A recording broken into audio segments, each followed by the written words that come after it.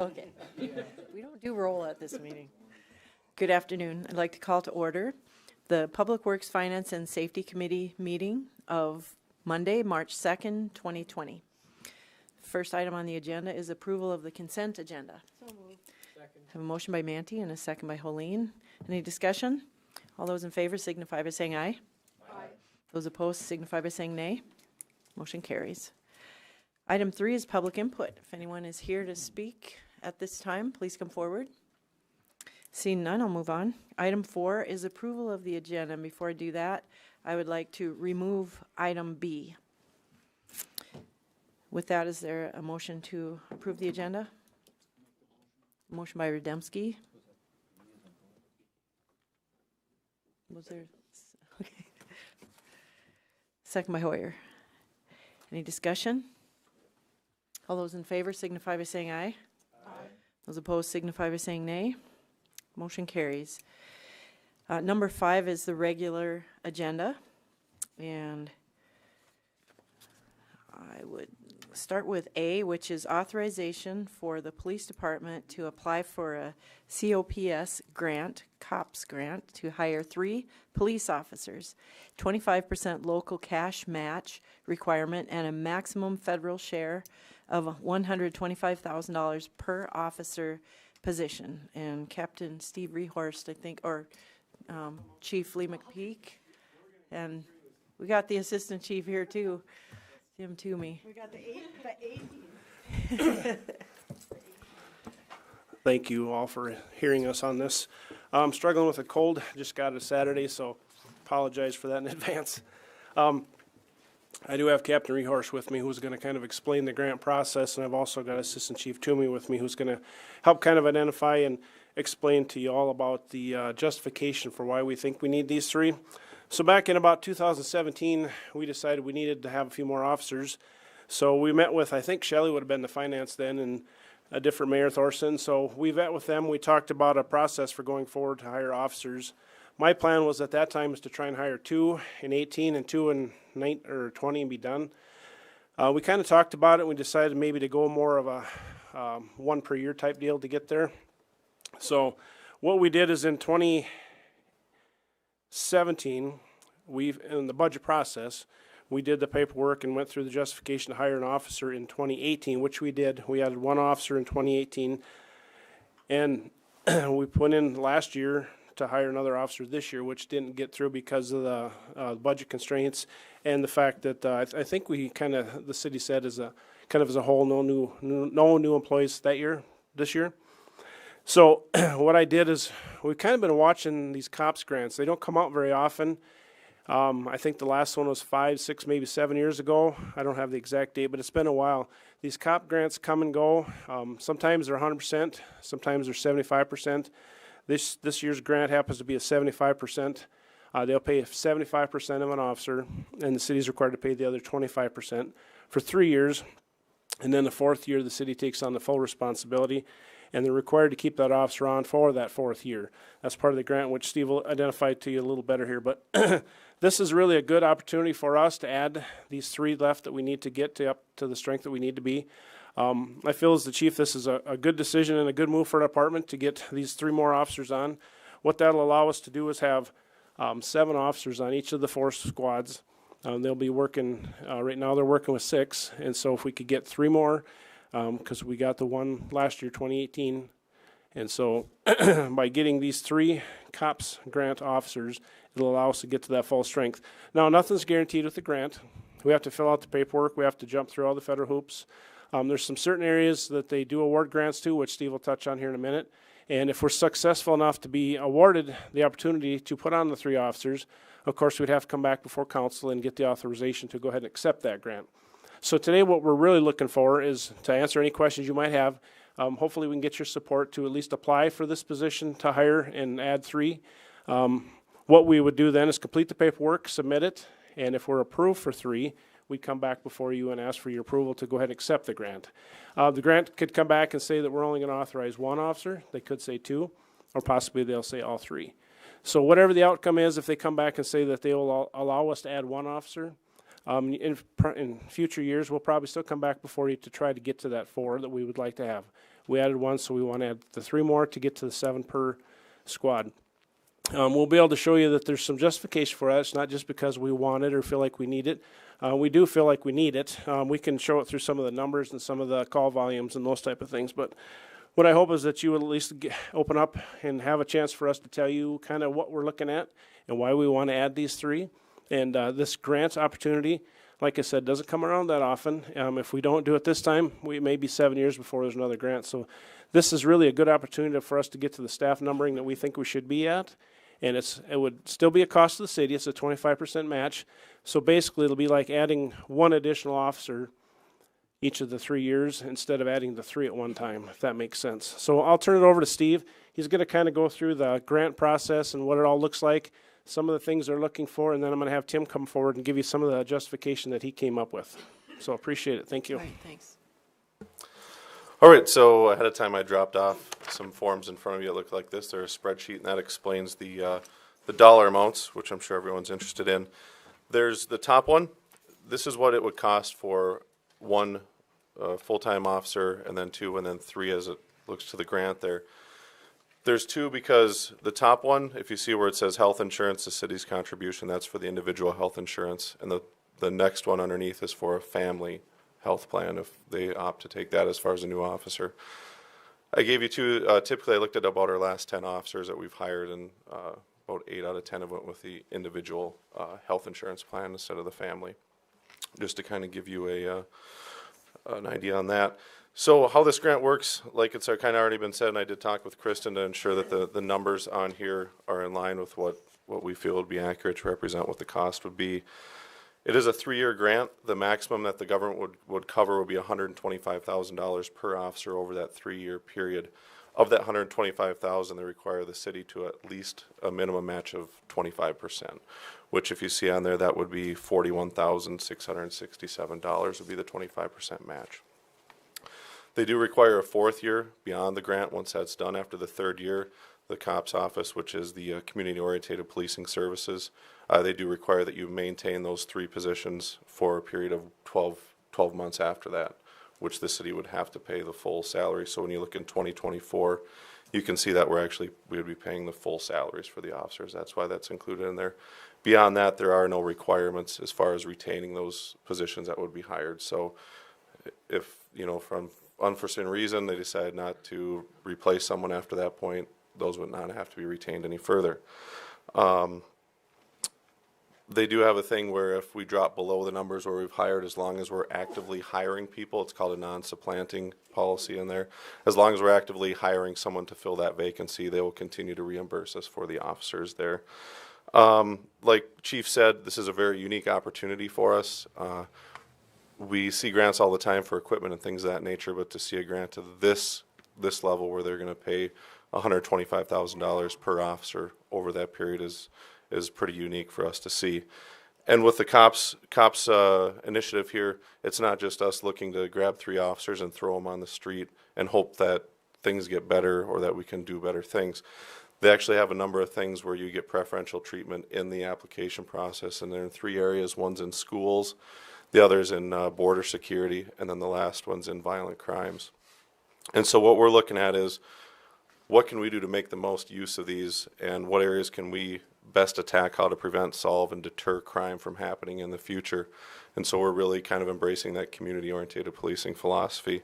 And so the 3 areas that we've looked at, including in this grant with the officers that we would hire, one would be a school-driven position. Assistant Chief Toomey spoke with the superintendent and the assistant superintendent, and they're supportive of us seeking this avenue on one of the officers. And what we look at doing is having an officer specifically working with the intermediate school and the elementary schools so that we can have that early interaction with youth, because they show that the earlier we interact with them and develop that rapport, we can have a long-lasting impact on crime down in the future.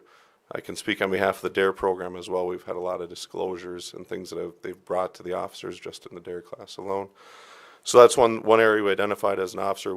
If this is approved and we are granted the grant, one of the areas would be working in the schools like that. The other one is we would have a mental health officer that would focus on mental health issues in the community. our 2019 stats show that we had 2 out of every 3 days we responded either to a completed suicide, a suicide threat, or a suicide attempt. So we see that as a major area where we can serve the community to help those individuals so that we can do some preventative items there as well. So we would have an officer and they would primarily work on addressing issues with people that are in mental health crisis and following up with them and working closely with the Human Service Agency. The third piece that we'd be looking at would be crimes against people. And with those, we looked at that, and last year we had 296 arrests for things such as assaults, rapes, child abuse, false imprisonment, basically crimes against persons. We had 296 arrests that fell into those crimes against persons categories. By having this additional officer, this officer would focus their efforts on being more efficient and more effective in those investigations, working closely with places like the Beacon Center to more preventative education to individuals to get out of those types of situations and better themselves there. So that's kind of the route we're going with the 3 positions that we'd be looking at. We're not simply just going to, hey, give us 3 officers and we're just going to put them in the car and let them go to work. We're actually going to give them some directive on what we're trying to accomplish with hiring these positions. And those goals that we're looking at with those officers would last for a minimum of the 4 years. So it's not we would just do the school for 1 year and then move on to something else. It would be something we would target for that period of time of the grant and hopefully continue on much beyond that as well. Any questions so far? Councilman Why? One question, would this require more equipment or cars? That is something we've discussed and we've looked at, and we feel that with what we have currently, we're going to be able to accommodate those positions as far as, you look at things such as tasers and firearms and vehicles, and we do have those things, and we feel that we'll be able to successfully make it work within the budget that we currently have. I guess I had one more question, but does the school, they contribute to the SRO officer currently? Would there be an opportunity for that to cover part of that? Currently, no. We haven't approached the school on that. After the COP grant duration is over and we see the effectiveness of it, I'm sure that would be something on the table. Councilman Roby? We went through all the wage negotiations here recently, and I know that one of the things I think we heard pretty loud and clear was it was difficult to hire new employees because our starting wages were so low. I'm hopeful I'm going to get the answer I want, but those were raised. How does that affect this? Well, I mean, was it enough to affect it, really meaningfully? Affect hiring? Ability to hire with the higher starting salaries. Oh, I think it's going to be huge. It's a huge jump forward for our department. We're excited about it. Obviously, we haven't had the opportunity to hire anybody yet since the wages went up, but we're going to attract talent from all over the country, I believe, because now we're competitive. We're working on our SWOT analysis just actually today, and that's one of the things that came out with employee recruitment. And I know with the increase in the wages, there's officers from other agencies that are actively looking at us to come over here to. So with that, we could be looking at bringing actually talent to the department that has a significant amount of experience as well. And I will add that morale has never been higher at our department. I mean, we have our employees are highly engaged and have a high level of morale right now. Yes, Councilman Manti. Okay, so you guys know that every year, except this year, I've asked you how many more officers you need, and you've been really good about saying, we're okay. One thing that I think is important to know, where do we stand in terms of officer per resident versus another city our size? I think that would be important to understand. It is. So currently we sit at 1.7 per 1,000 residents. The FBI recommends 2 per 1,000, and the IACP recommends, I had that written down, where is it, Steve? The FBI recommends 2.4 per 1,000, and the IACP recommends 2 per 1,000. So as we compare to other agencies in the state, right now we sit at 1.7. If we brought on the 3 additional officers, that would get us, or we sit at 1.6 right now, that would get us at 1.8. Brookings has hired since I did the study, but they were at 1.5. But other than that, we're the lowest compared to the people we compared to. Aberdeen sits at 1.7 with 47 officers. Vermillion is 1.8. Yankton is at 1.9, and Huron is at 1.9. So we kind of, for the smaller agencies, that's where we sit. Yeah, and so if this grant goes through and we can work the numbers with our magic finance officer, I see this as a way to build the department, build the number of officers in the department, and we know what's coming in 2024. So that's easy to plan for, or easier to plan for. And I think that having the grant open up the opportunity to make these hires, I guess I'm speaking to the choir here now, but for my fellow council members, I really feel like this is something that if we get it, we should do it, because like I said, they're not asking us to put more money in right next year. They're asking us to contribute what they're asking us to contribute. And like we can plan for 2024. I know for a fact that, you know, you guys respond in pairs when you each have your officer. I also know, because I've seen it, a lot can happen from the time the call comes in and you look back, want that next person there, and they're there. And in one case, it was tragic. And so I know that having more officers would cut down that time, or maybe preemptive kind of things that would reduce violence, you know, in some of our neighborhoods. I happen to live in one.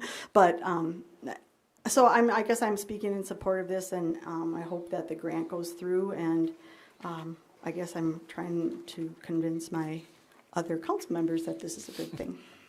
Thank you. Councilman Vilhauer? Explain again, if somebody, let's say we go through with this, you get the three new positions. In the meantime, though, during that 3-year period or 4-year period, again, you explained it, but go through it again. Let's say you also lose just of attrition, yes, retirement, whatever. Explain, are we required to bring the force back up to where it was at the grant point, or explain that again? So right now, excuse me, we'll be starting at 37 officers. So if we added the 3, we'd be at 40. So if we drop down to, say, 39, as long as we're actively working to hire again to fill that grant position, we'll be reimbursed. They have a non-supplanting, what it's called. So basically, if we got the grant and we're getting paid and reimbursed for these positions, we drop down to 39, and it was to decide we're not going to hire, they're going to quit giving us the money. Does that answer? Okay. Through that 4th year. Right. And yes. then if we had to reduce the staff through attrition or whatever, that would be okay. It's beyond the end of the grant. Correct. Yes. The grant where we receive money will, the $125,000, if you see on there, it's split even between the 3 years. The 4th year, we would not receive any money from the government. It would be their requirement for 12 months that we pay the full salaries of those 3 officers. Okay. Just a few more. Go ahead. Sorry, Dan. Councilman Roby? So the scenario is, if this were to go forward and you apply, you get the grant, you get the 3 officers, it's 3 years, we're required the 4th year, you know, budget goes to heck. At the end of the 4th year, there's cutbacks, whatever. There's no penalty after the 4th year. So Correct. So if say an officer retired or resigned, you know, in 4th year in 1 day, we wouldn't have to replace that because we've met the requirement of the 4 full years. Is that okay? Councilman Albertson? When Beth was talking, she was, maybe I didn't hear it quite right, but when she said there isn't any cost the first 3 years. The city grant, the city cost. Yeah. But it's not as much as if we had to go hire the officer, Yeah, and right. pay the entire Because salary. Our first year would be 80,000, our second year would be 89,97, and then our 4th year would be 231,000, which in times when we continue all of our meetings talking about how difficult it is, it's going to cost us $500,000 to add 3 people. Now, that's not talking about need or want or anything else. That's just real world that, you know, we've been kicking around a hockey rink, and we're talking about we've got to come up with general fund dollars to provide help in there. And $500,000 here means we have to come up with $500,000 here, and then we have to come up with $500,000 there. And so it's not, to me, quite as clear as we just add 3 people and the $500,000 will show up. And I don't think it's fair to Kristen to say, where does it come from? Because I think it's up to us to say, we talk budget all the time. And, I mean, 3 people would be, I think would be very nice for the city. The question is whether or not we can afford it. Yeah, I mean, that's important to us as a police department. Fiscal responsibility is important to us. I think we've demonstrated that this is a need. This isn't just a want. This is a need. Can we get by? Absolutely. But just some of the numbers, it's even going to reduce our overtime. Last year was our highest request for overtime, and that's working with bare minimums. We're seeing some employee burnout, those types of things. So to maintain a highly motivated, engaged department, it's something that's needed. The mental health officer that we're looking for, I think that's extremely important, especially for quality of life here in Watertown. I mean, I could go on, and you guys know that we need that.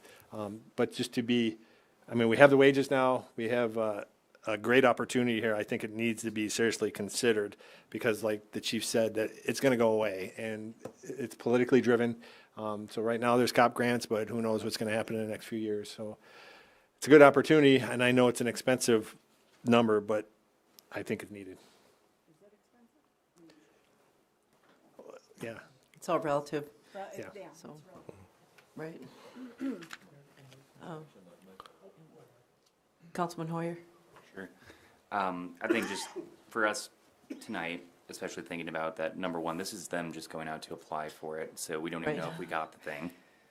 We do need to talk about it in the future as well, but when you look at responsibilities of a city and what they should be worried about, providing a suitable police force, a suitable fire department, and basic needs like that, I think kind of outweighs some of our projects that we do. So no matter what, when we look at financial, what comes first, what comes second, I mean, I think this should be a higher priority than some other things that we do, just because it's about overall safety for our community and taking care of others. So if we got to move things around, we move things around, but I think this is a priority. Yep. Councilman Rudemsky? Assistant Chief Toomey, you had mentioned employee burnout. Do you typically on an ongoing basis have anybody that evaluates the 12-hour shifts there to see if they're still effective at a 12-hour shift? Yeah, great question. We as an administration monitor that very closely, not only for burnout, but for use of sick time and use of earning comp and all those things. So yeah, we do monitor that. We're doing well. The 12-hour shifts are working really well for us right now. The only problem we have is our officers are building up a lot of comp time and that they can't use because we don't have the manpower. Between training is hugely important for any police department. It's a big liability protection shield. If you fail to train, it's one of the biggest liabilities for a city as far as the police department. So we provide these guys with a lot of training, but we're not giving them the time off because we're so shorthanded. We have an unofficial minimum of 4 people on a shift. We just started that last year, and it's working well, but that's not enough, right? So. Right. And if I can throw one thing in there, one thing we've seen too is the amount of time it takes to train a new officer. Last year we had 4 retirements, and to train a new officer, it takes, I would say, probably about 15 to 18 weeks in our in-house training. And then on top of that, if they're not certified, they have to go to peer for another 13 weeks. So you're looking at almost 30 weeks before they can even go on their own and do anything. So when we do run short, it's not where we just hire someone and put them in the position. That's where, when we're short people for retirements, what have you, or if they're out at training, or if there's sick time, or they're on vacation, this is more, it allows us to better serve the community by having that higher staffing level. Councilman Roby?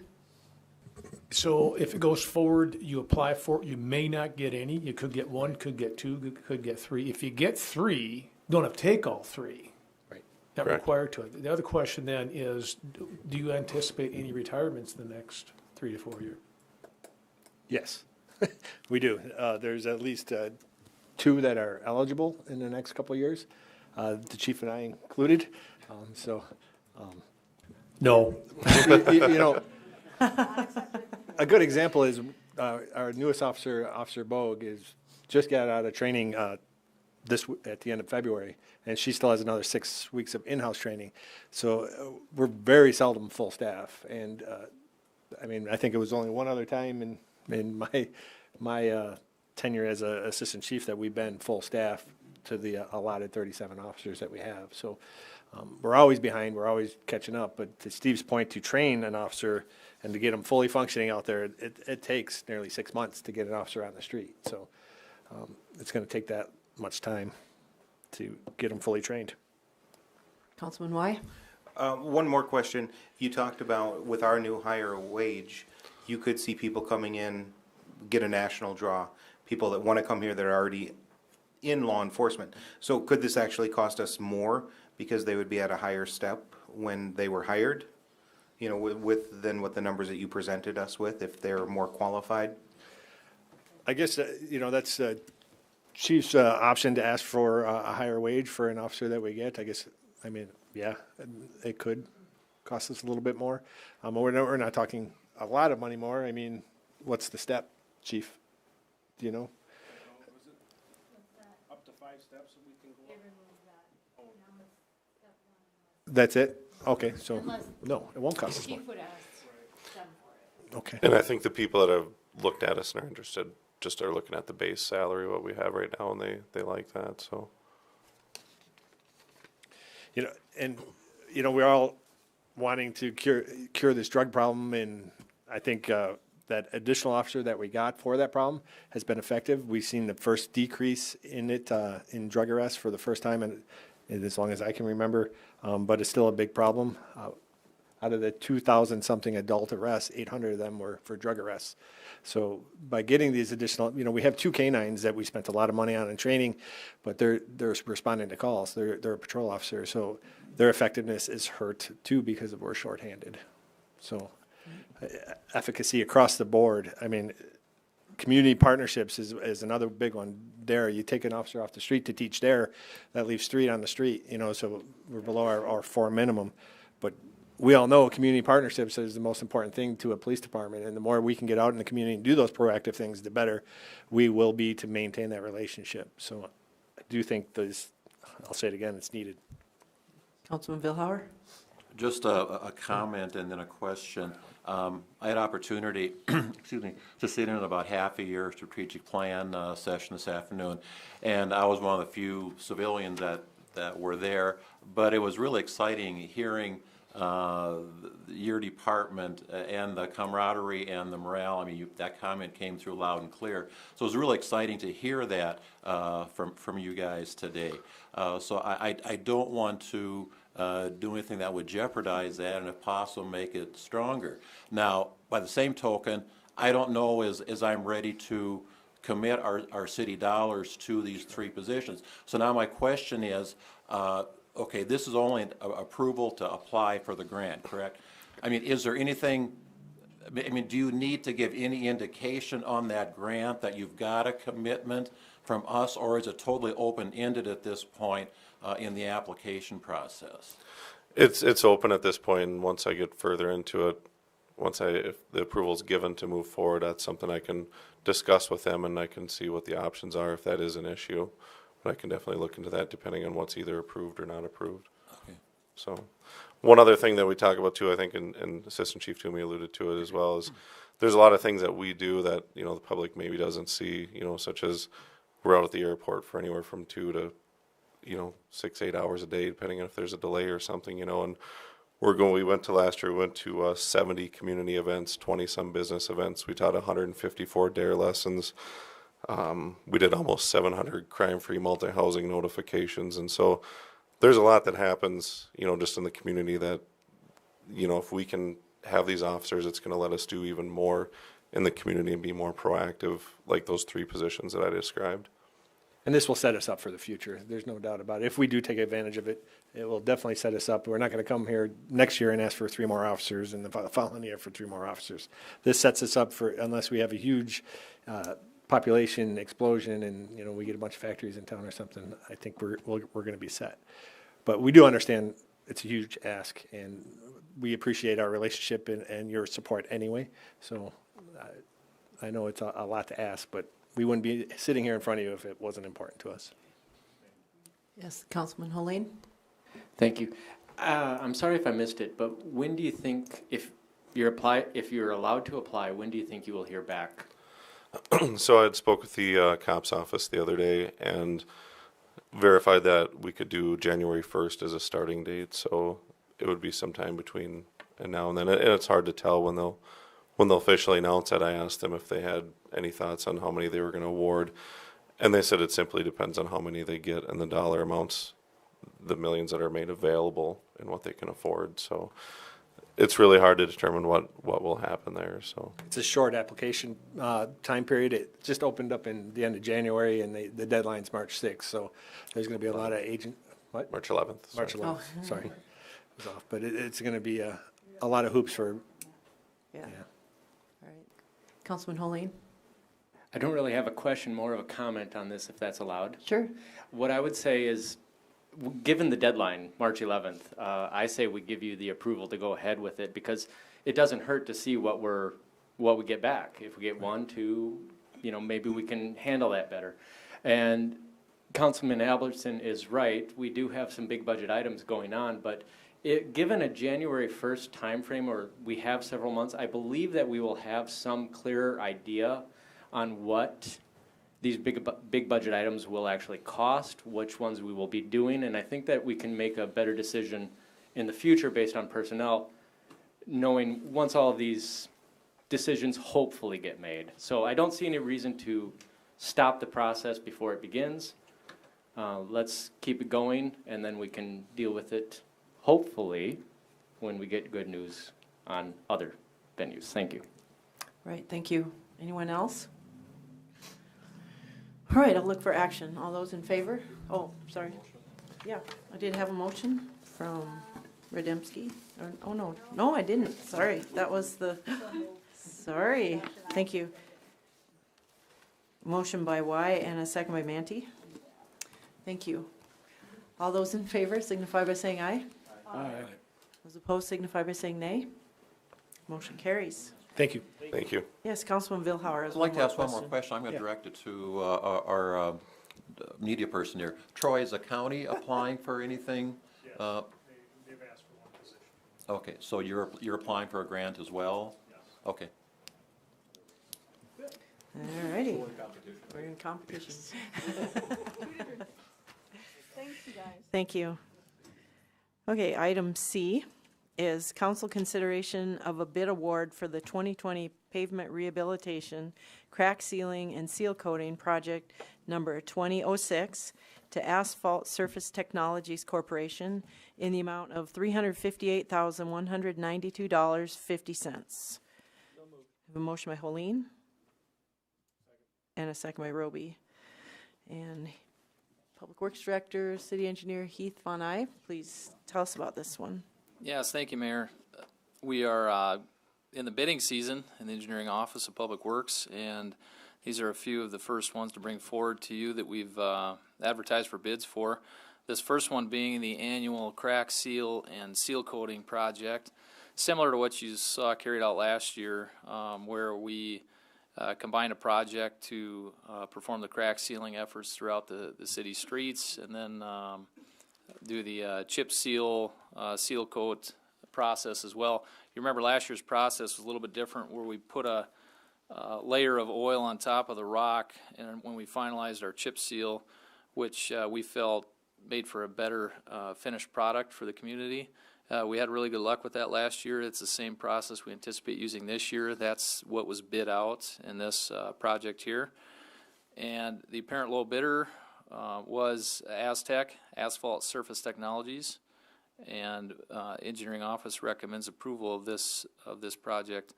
I would note that The budget for this project was in the amount of $400,000, so as awarded, it would be under budget by roughly $36,000.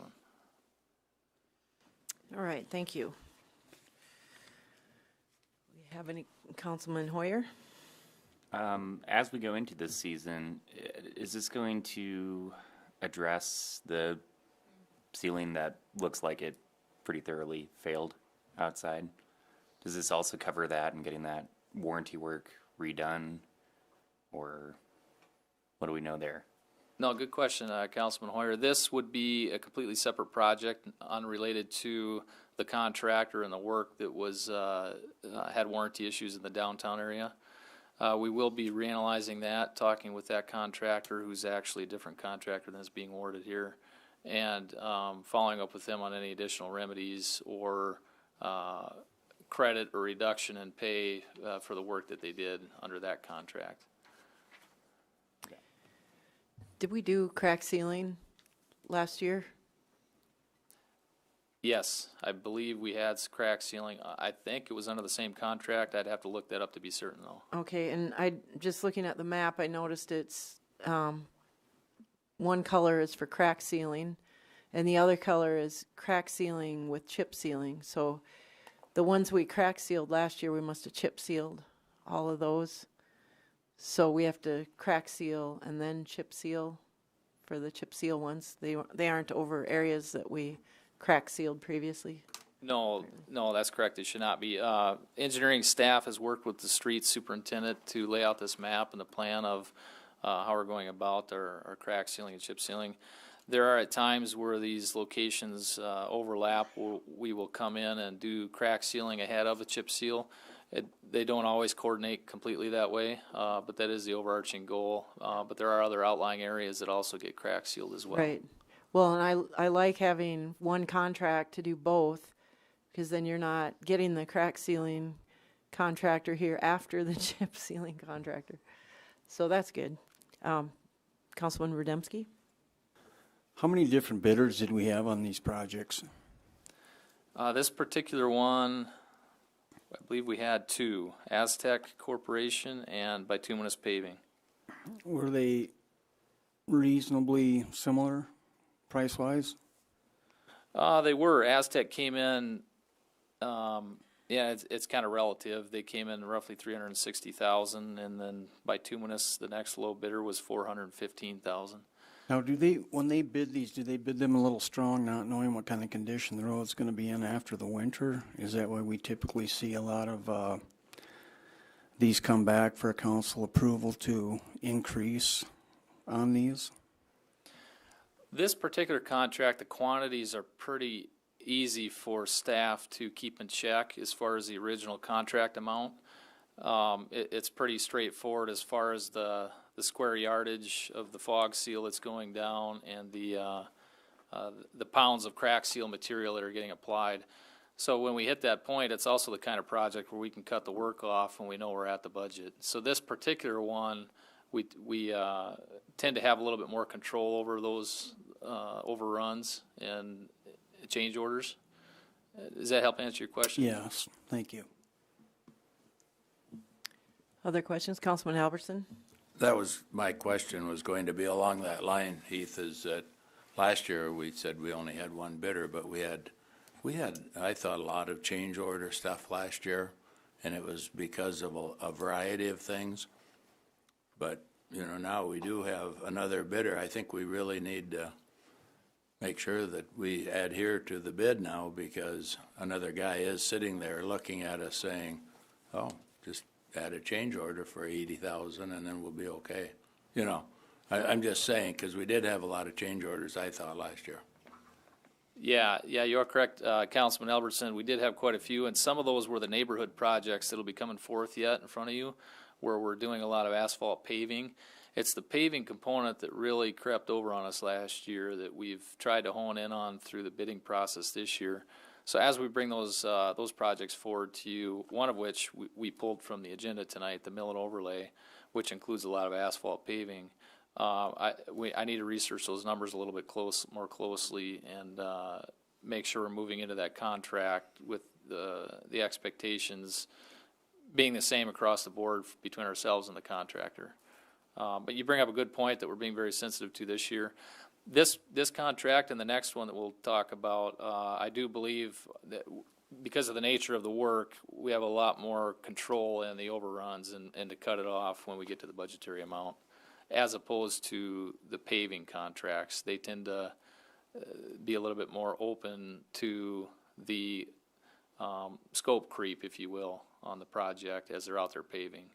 These ones I'm not as concerned about, but definitely hear your concerns. Right, and I like how the bids came in. We were just a little bit high on every item on the bid in our estimate compared to the low bid, but we were just a little bit low on every item for the second bid, and luckily we had 2 bids, so we did get a good bid. Are there other questions or comments? I do have a motion, so I will look for action. All those in favor signify by saying aye. Aye. Those opposed signify by saying nay. Motion carries. Item D is council consideration of a bid award for the 2020 pavement rehabilitation large patches project number 2005 to RH Seal Coating and Asphalt Maintenance in the amount of up to $100,000. I have a motion by Holene and a second over here, Councilman Vilhauer. And Heath, please tell us about this one. Yes, thank you, Mayor. So this is a large patch project. This is something that we've newly incorporated into our work, our street maintenance work, as we went through last year's budget cycle. We wanted to look at a way to consolidate the patching efforts throughout the city, and this is a common way to do that, where you have a large-scale project or a large-scale patch, I should say, that our street crews can't necessarily handle because we don't have the paver or the steel-faced roller and the equipment like that to handle a larger patch. That's where contracting this work out we felt would be a good viable option to help keep the streets maintained in a fashion where this surface treatment is appropriate, of course. And so we did so with a $100,000 budget, and we put this bid out there. This one did come in over budget, and so you'll notice that the recommendation is to approve this bid for an up to $100,000 amount. Because this is patching, it'll be on a on-demand basis. So between the street superintendent and myself, we will have select locations where they will have this contractor come patching. And again, this one's very controllable to where we know how much will have been spent and when we can cut these services off at that budgetary amount. And so that's why we're comfortable moving forward with the apparent low bidder. We did communicate to them the budgetary constraints that we've got on this project, and RH Seal Coating was glad to work with us within those constraints. Thank you. Questions? Councilman Vilhauer? Heath, I'm looking at the bid tabulation sheet, and can you explain why there's a huge disparity in the unit price on the base course from the engineer's estimate to RH Seal Coating's actual bid? I mean, no comparison, 20 versus 100. I mean, well, I guess what that's telling me is that we're going to get cut off a lot. I mean, 100,000 is not going to get us very far based upon their unit price that they're using. Do you have an explanation for you see what I'm referring to? I do, yes. That's a great catch, Councilman Vilhauer. So this particular contractor, well, every contractor weighs their bids differently than the next. Some will put a lot of upfront costs in the mobilization. As you see, the difference between these two bidders did just that. The opposing bid had a lot of their costs absorbed into that mobilization. This particular contractor increased that base course line item for whatever reason. That's how they do their math and where they are comfortable in moving forward and trying to secure a project to do the work. Now, just because that base course unit price is high, it's not necessarily a red flag for us because we're still looking at the overall cost and the amount of work that they can perform. And the square yardage of and tonnage of asphalt that'll be going down is the key driving decider on our end that we're wanting to see in here. so the quantity of asphalt we'll be getting is no less than the competitive bidder, I guess is what I'm saying. And still meets the contract terms, minus the 44 grand we'd be bringing the contract down to. That's really unusual to have the asphalt cost the same as the base course. It is. Indicates they probably don't have a good source of gravel. It's not a bad asphalt price. To further talk to Councilman Vilhauer's point, we did analyze these numbers. Colin did this before he left. I'm not sure if Marcy was involved with these number crunching or not, but we did confirm that by reducing the lowest bidder's RH Seal Coatings contract by $40,000, that we didn't in fact create a new low bidder because of that that disparity or that weighted difference in those bid items. We did confirm that and crunch those numbers that they would still be the low bidder for up to the $100,000 worth of work. Councilman Hoyer? Two things. I mean, I'll point out too, between Dunning and RH Seal Coating, that their asphalt concrete composite has just as big of a jump in it too. So I'm kind of siding with Heath here that I'm not too spooked by it because there's disparities everywhere and all that. But is there anything new going into this with how they're constructing these patches? Are they doing anything different than we've done in the past? I know I'm seeing the woven geotextile fabric. Is that kind of a newer thing for us to do with our road repair? No, Councilman Hoyer, not necessarily new, just something that we wanted to make sure was quantified in this contract.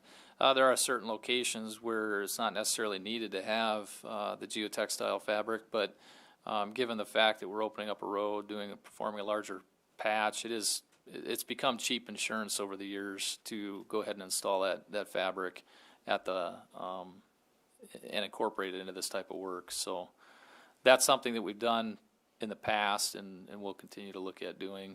Right. I'm just hoping as I'm looking at this that as we go forward with any of our road repairs or construction in the community that we continue to put a big emphasis on building them right when we put them in and making sure they're going to get their whole life cycle. So absolutely. Thank you. Right. We've typically done our own patching and we haven't bid that out in the past. And then when we come across a project that's too big for our own crews to manage, then we order the work done by force account or just by a quote. And the fact that we're bidding it out now shows that we feel like we can get a better price because we generally have enough of this work that we can put together a project. We don't have a map, so we don't know where this is going to be, but we can be pretty assured that we'll have enough potholes come spring that we'll have plenty of big patching to do.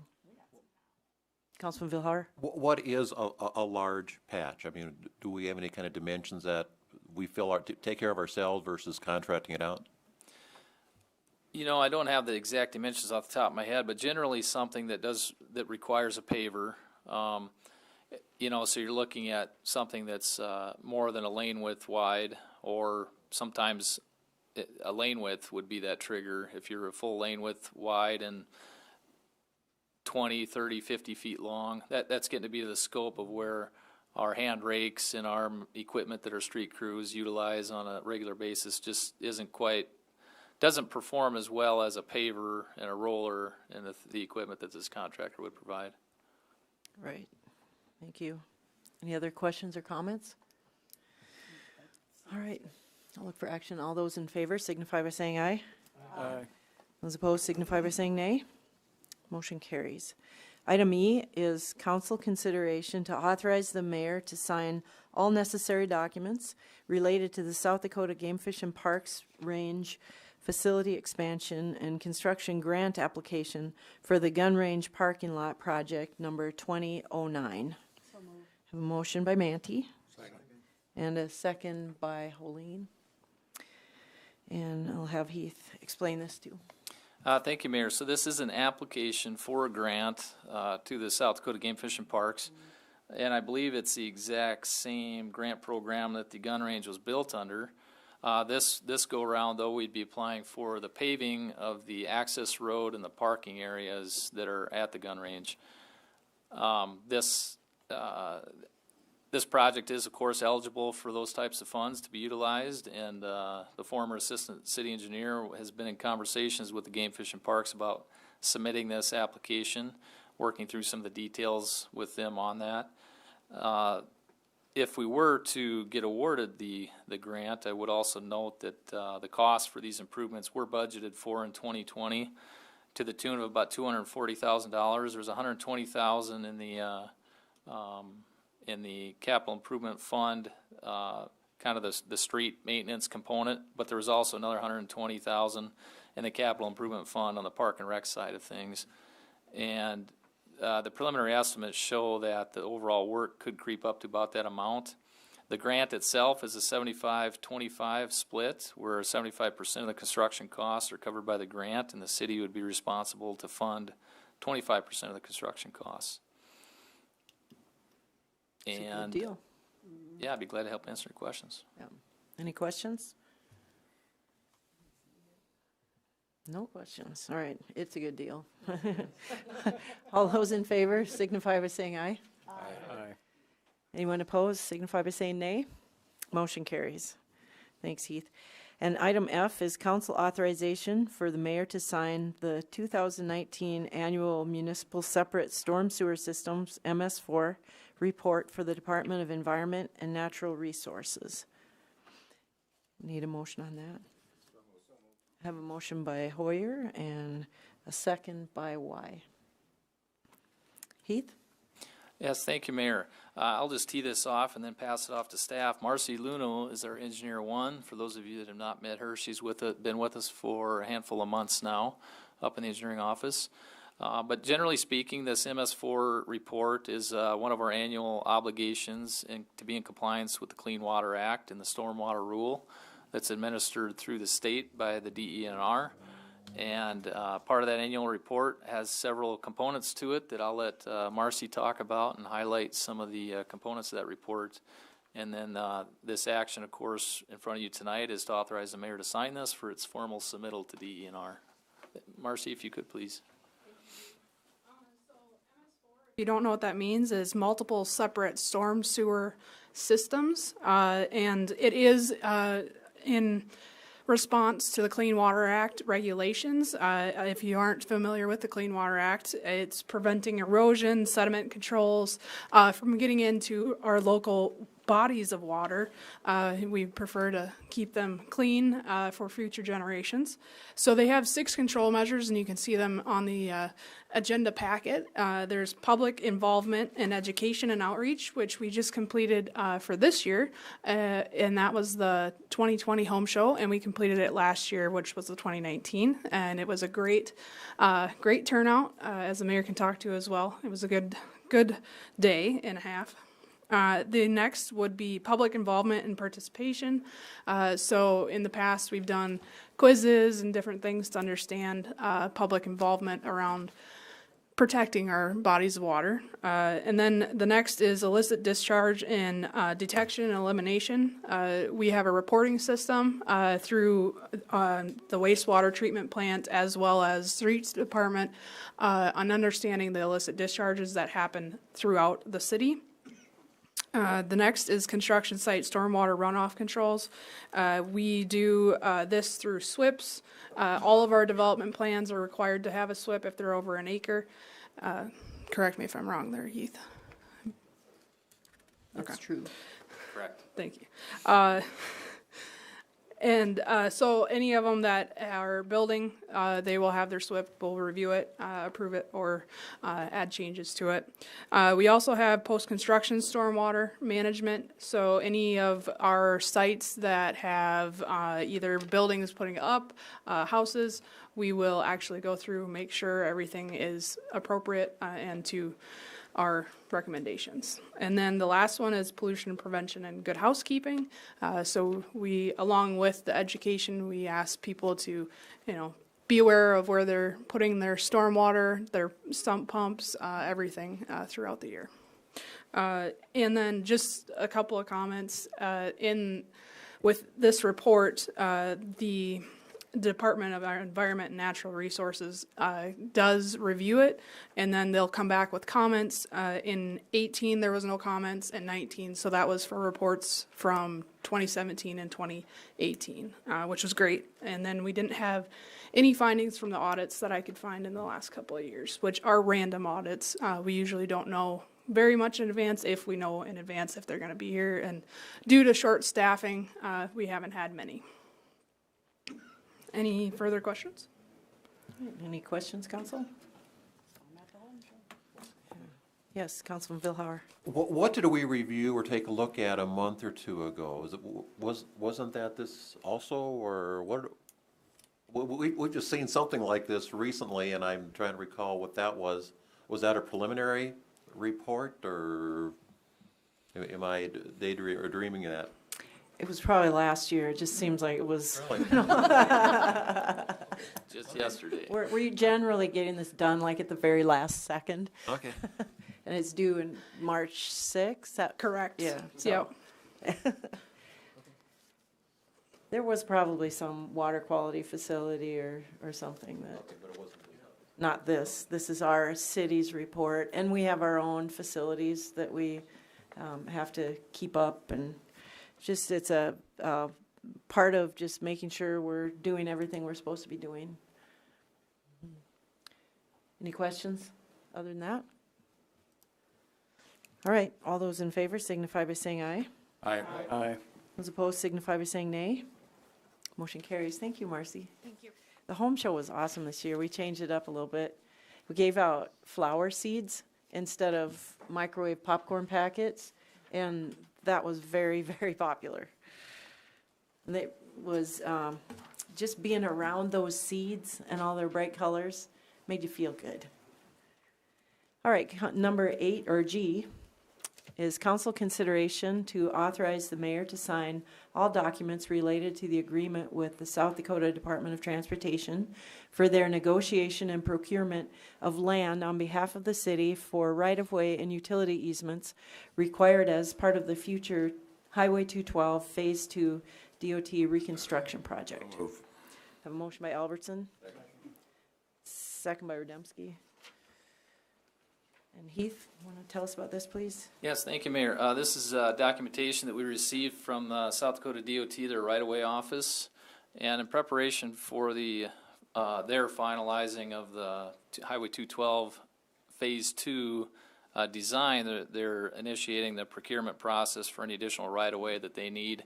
And in that process, they acknowledge there's some local right-of-way needs and easement needs that were derived through the design process.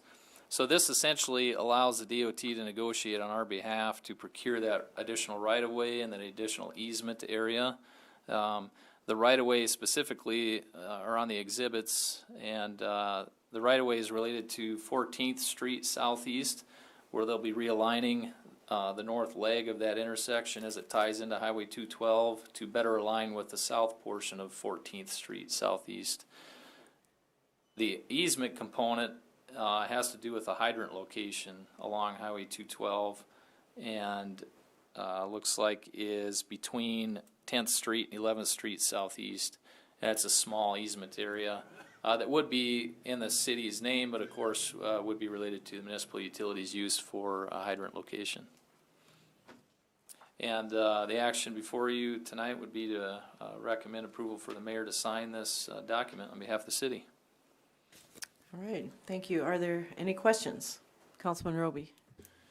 There was a report the state did on some of these things, wasn't there? And I think it was done. In fact, my understanding is it was done. Did we ever see that report that talked about some of the studies they were doing and that kind of thing? So, Councilman Roby, I believe you're referring to the Highway 212 Phase 2 traffic impact study? Yep. Okay. Yes, that was complete, and if I recall, did we give a general summary of that information as far as the realignment of the traffic signal? I don't think I've even seen it. Okay. Yeah, absolutely. Yeah, I could bring that forward and summarize the findings of that. That's where we talked about the traffic signal relocation Right. and the realignment of 14th, and Yep. yeah, absolutely, we could do that. Yep. Thank you. Any other questions? All right, all those in favor signify by saying aye. Aye. Those opposed signify by saying nay. Motion carries. Is there any old business? Councilman Vilhauer. I asked this question a month, 6 weeks ago, whatever. We were looking at the feasibility of putting some kind of memorial out on the bypass where that gentleman was killed this winter. What's the status of that? Yeah, yes, Councilman Vilhauer, that is still in the works. Nothing's been finalized yet, but I hope to bring something forth to council for formal consideration, unless through conversation with the city attorney, it's something that either the mayor or I could move forward with without council action. Sounds good, thank you. All right. It's possible there's an obstruction permit to the right of way, which we have. We've issued those before in rare cases. Any other old business? Is there any new business? We do not have a reason to go into executive session pursuant to SDCL 1-25-2, so I'll look for motion to adjourn. Mayor? Motion by Y and Mayor? a second. Oh, yes. I thought we were going into executive session, but if we have some time, could I bring up an item for new business? Absolutely. I Yes. see the police officers are here. Do you guys want to talk about the parking lot?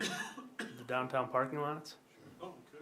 I told Rob Bainan that we weren't going to talk about them, and I just noticed that I'd sent this to be added to the agenda, and I know Lori's been out with her sister, so it didn't look like it got added, but maybe if you want to just give a brief summary and kind of let the council know what we're talking about here.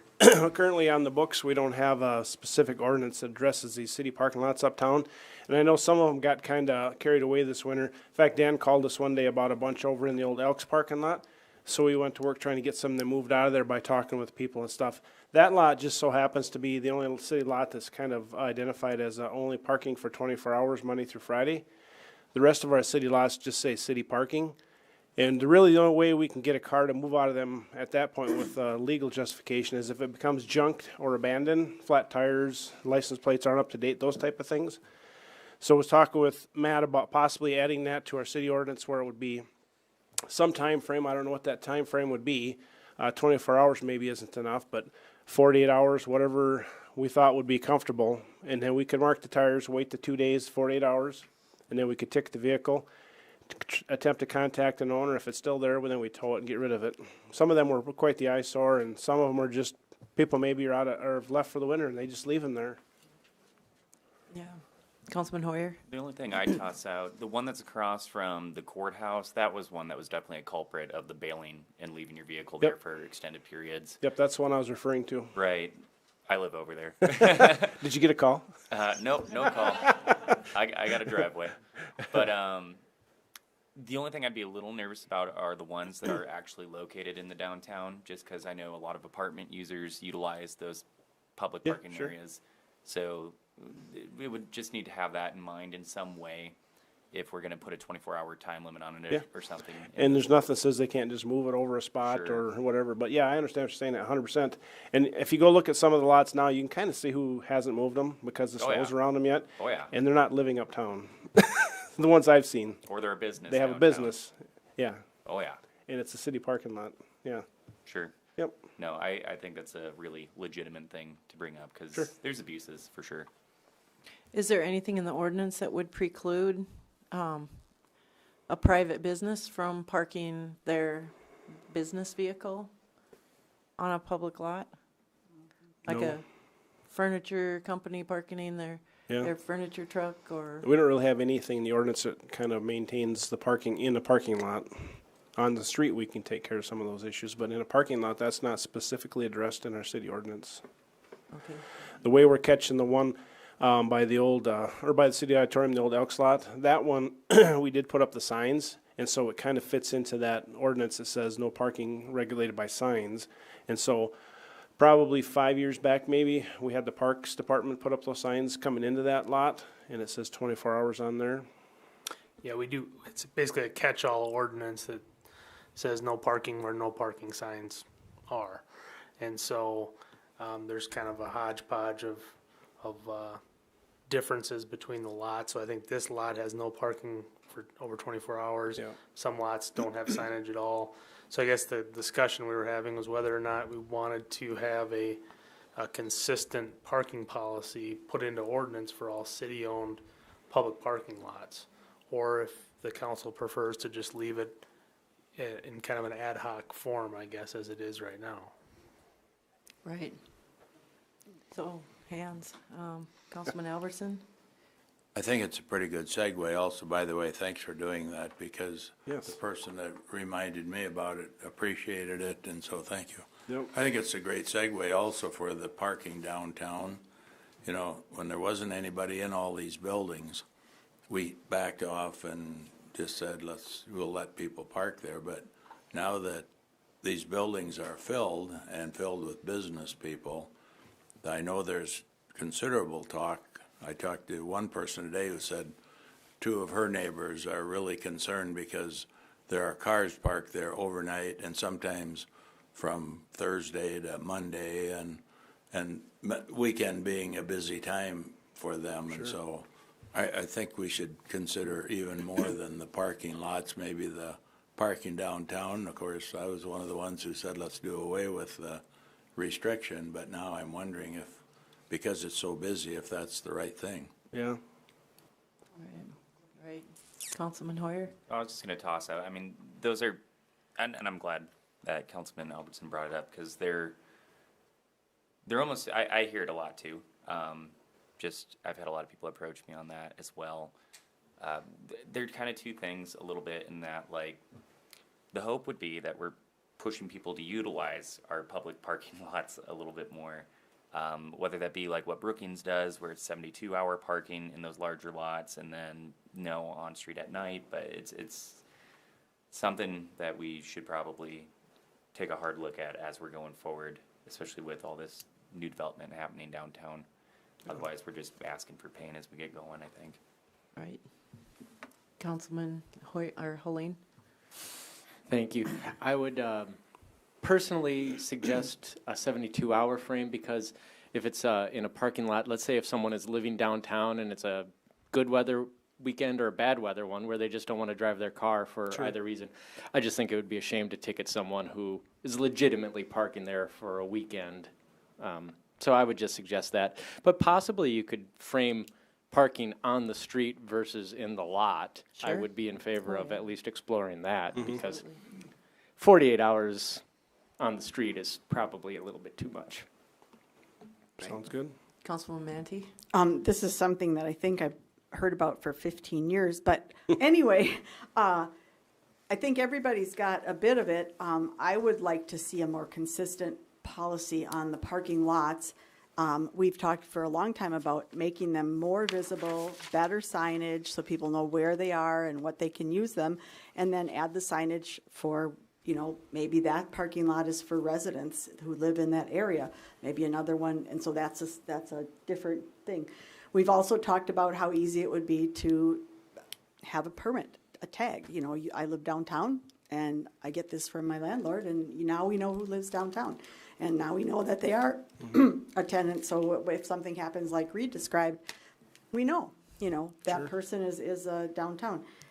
That's a great idea for snow removal, to have the resident tag on there. You look it up, you got your phone numbers, you're not Yeah, doing exactly. you guys are doing a lot of homework. We when are, have- yes. Yeah, and that was what I was thinking too, is that it's not a hard thing to ask of the landlords, but it's a great tool for us or for you and to be able to move those or find out who really does live downtown. And, you know, I think it behooves us too to make sure we have the conversation with the developers and the people who are putting in residences downtown as, you know, have you thought about where your people are going to park? Yeah. You know, and I think that's a legitimate conversation. I'm not saying we have to add parking, but I think we can have a, you know, I don't want a parking requirement. We just end up with a lot of asphalt. But, you know, I really like that idea of a tag, and you could get a permit to, you know, if you don't have a tag, you can park for 24 hours in any parking lot. If you're a resident downtown, you get a permit to park downtown for longer than 24 hours, but then we can look the tag number up if we need to get Yeah. a hold of you to move your vehicle. Seems reasonable. Yeah, Yeah. you're a genius, Beth. Oh, read through, a little bit.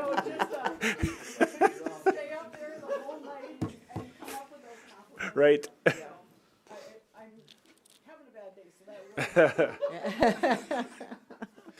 Oh, shoot. Anyone else want to add on to that? We can go into executive session if there's something. Is it a contract matter? No. I just meant that I wasn't gonna bring it up if we had 20 minutes of executive session Oh, I see. for the new meeting. I didn't realize, I thought you had something planned, so, Well, there's nobody here to. yeah. So if there's nothing else on the parking, I guess, I don't, would you like, we can work with a group to bring forward an ordinance proposal to have a consistent policy for all city parking lots? Sure. Anybody want to volunteer to be on that? Councilman Hoyer, Councilwoman Manti? I mean, there are wards. Yeah, it's their Okay. ward. Perfect. Yeah, that'd be great. Sounds Thanks. good. Awesome, thank you. Thanks for bringing that up, Good man. idea. We'll put a police officer on that committee as well. We'll have the meetings at the police department, but we need cookies. Go ahead and volunteer someone. Just let me know who it is. Anything else before I rush into adjournment? All right, I'll look for a motion to adjourn. I had one from Y. Are you still motioning? Okay. Second by Roby. Any discussion? All those in favor signify by saying aye. Aye. Those opposed signify by saying nay. Motion carries. Thank you. We are adjourned and we'll be back at 5:30.